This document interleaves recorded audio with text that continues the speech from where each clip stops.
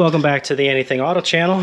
Here I have the GMC Envoy. We're going to be doing brakes and rotors. It's going to be a two-part video. So the first part is going to be brakes and rotors. Get yourself a nice flat head, and right there, that's done. And then the forward arm is actually snapped in half on that one. So we're going to replace it with this one. I don't know if the factory is hollow or not, but we're going to find out here shortly. Now these are just 6 19 millimeter lug nuts. So if you're looking for brakes and rotors, watch this first part of the video.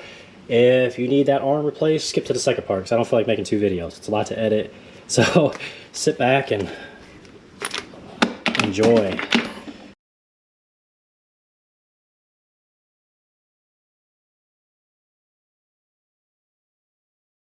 And then here's the arm that we're going to be replacing, which is this guy right here. Very rusty. Hopefully the bolts come out. Okay, we're gonna have to look into that. Yeah, see that? Broke clean off. And this one's hollow too. Alright, let's start with the brakes and rotors first. Just to rush through this, these two are 14 millimeters, so it doesn't matter which one you start at. On the rear passenger side, you could use a deep, but I guess on this side we're going to have to use a shallow.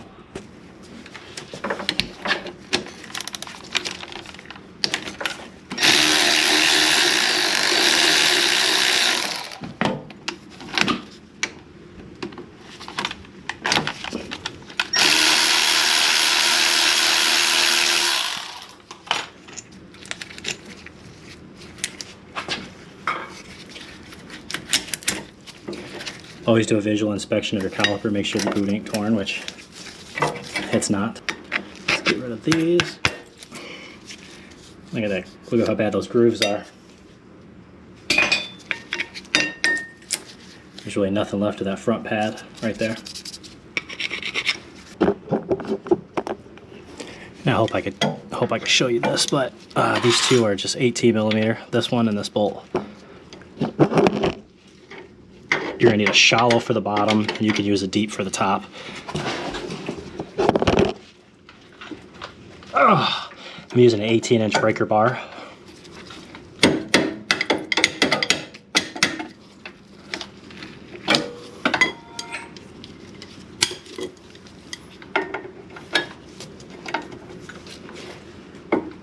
Okay, there we go. They're broke loose. Now this bolt you can't take all the way out on the bottom just because you'll be hitting this, the rear sway bar.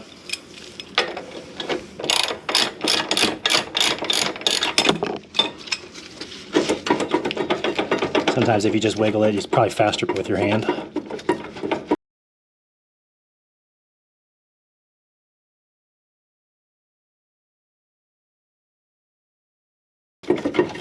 Okay, done. And just wiggle the rotor off like so.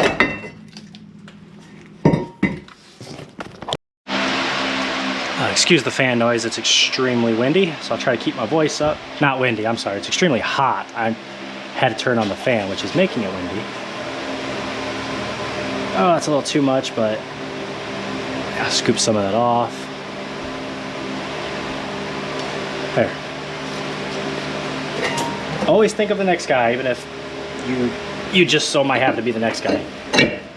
But these brakes and rotors might last the entire rest of this vehicle's life, so. Now if you have a new kit, you could obviously purchase one with new hardware, but this one didn't come with one, so we got to make it new again. So I'm going to take just a 3-inch buffer, that's all, and shine it up.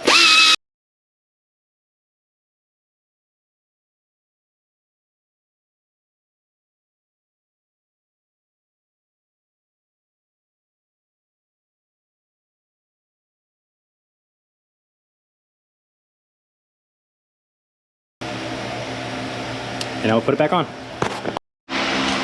All right, that's back on. Torque down to the proper factory specs. Look that up in a service manual.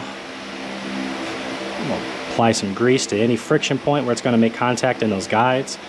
I don't care. Don't even comment saying I put too much on here. I buy it, not you. Sit back and enjoy.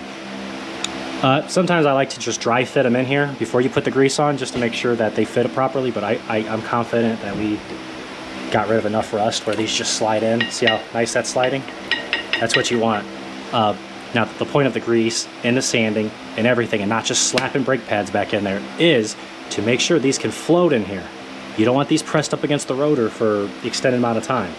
So if your caliper's working right and everything else is looking good, if you shortcut on this, you're gonna ruin your brand new rotors and your brand new brake pads. So just take that extra time. Now we'll put the back one in, which you can't see.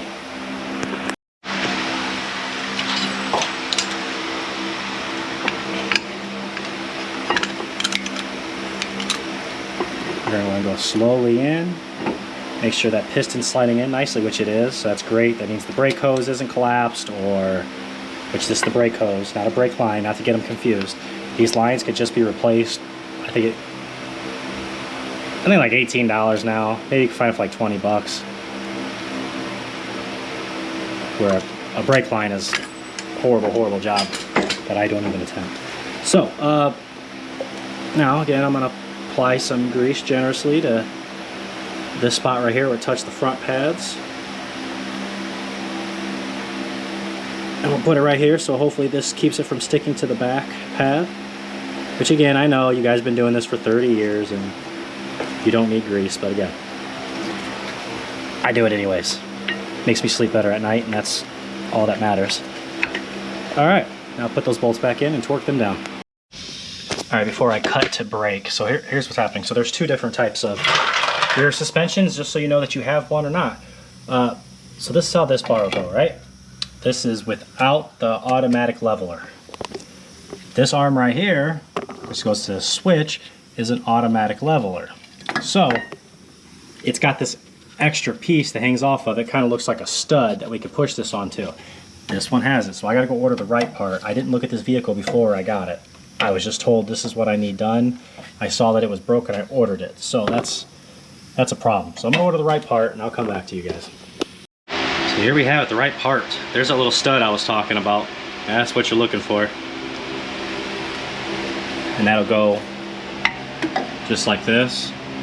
And to remove this is just, they're usually rubber. Let me see if this one's rubber or hard plastic. There you go, yeah, it's like a rubber. You just peel this up and add some lube. And then take that off. Go ahead, lock this in.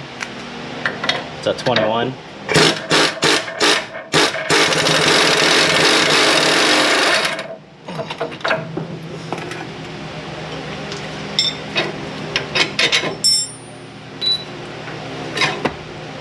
That's the first half. This is the easy side. Not really concerned about this side.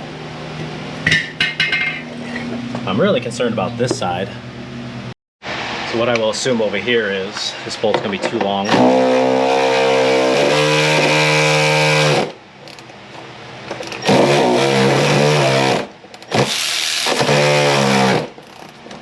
Okay, my Milwaukee can't do it. It's probably just spinning in there.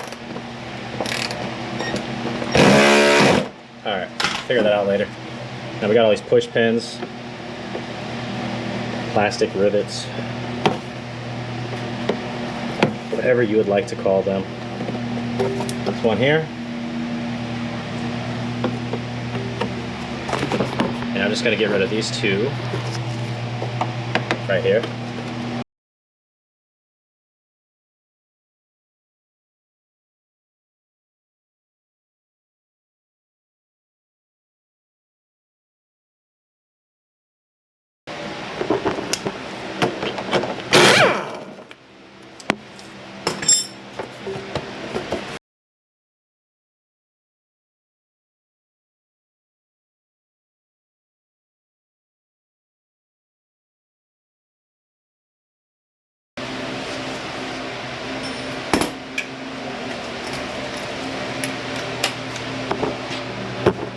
Alright, so let's see how this goes. It's a 21 millimeter.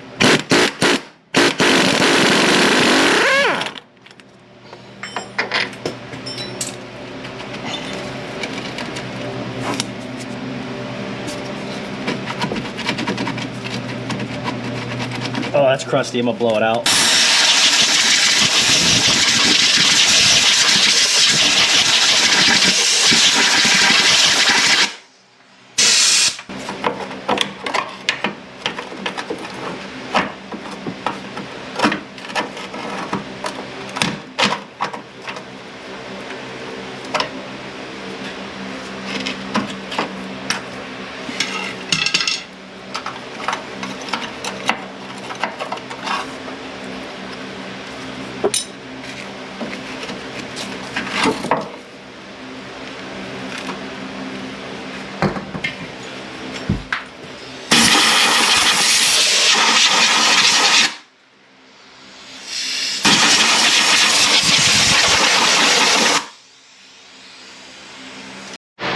So now time to install the new one. Nah, I ain't gonna lie to you, it would be a lot easier if I removed this bracket, but we'll work around it just because I don't feel like playing with anything this rusty. Insert the new control arm, take it, I always bend it all the way up.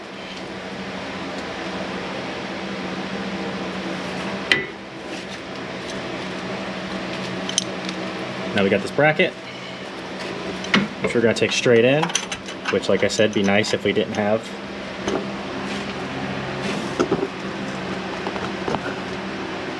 Okay, you can kind of see it. Just put it straight in.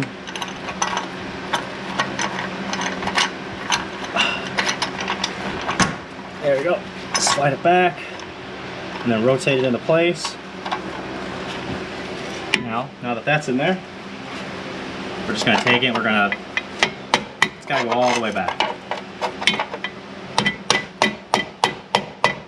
Almost there. Okay. I hope that's back far enough. We're gonna find out here in a second.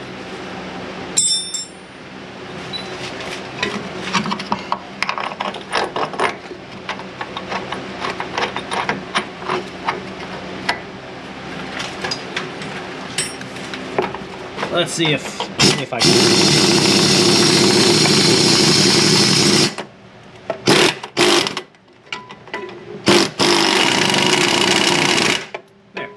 I got it. So that's all you do there. Just blow out the rust and the crust and get it out. And the same with back here.